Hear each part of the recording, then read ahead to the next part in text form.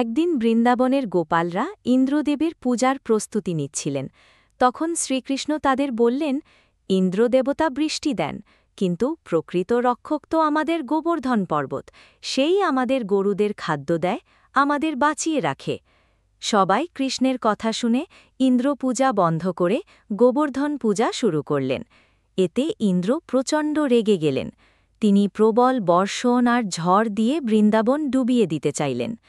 তখন ছোট্ট কৃষ্ণ হাসতে হাসতে তার বাম হাতের কনিষ্ঠ আঙুলে গোবর্ধন পর্বত তুলে ধরলেন। সব গোপ গোপী গরু গোরক্ষকরা সেই পর্বতের নিচে আশ্রয় নিলেন। 7 দিন 7 রাত ধরে কৃষ্ণ সেই পর্বত ধরে রাখলেন, তার মুখে শান্ত হাসি, চোখে করুণা। অবশেষে ইন্দ্র বুঝলেন এই বালক আসলে স্বয়ং বিষ্ণুর অবতার। তিনি নতজানু হয়ে কৃষ্ণের কাছে ক্ষমা প্রার্থনা করলেন। এই লীলার থেকেই কৃষ্ণের নাম হয় গোবর্ধনধারী। আপনি যদি শ্রীকৃষ্ণের ভক্ত হন, চ্যানেলটিকে সাবস্ক্রাইব করবেন।